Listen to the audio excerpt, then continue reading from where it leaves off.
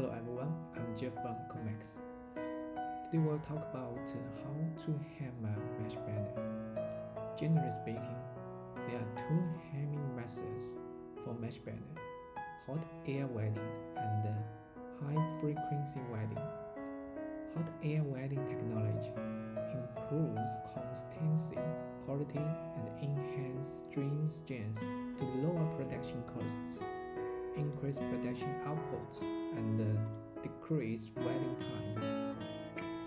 High frequency welding, often abbreviated HF or RF welding, is a manufacturing process when using electromagnetic fields to weld two plastic parts together, and the resulting joint can be very strong, often close to the original strength of the material joined.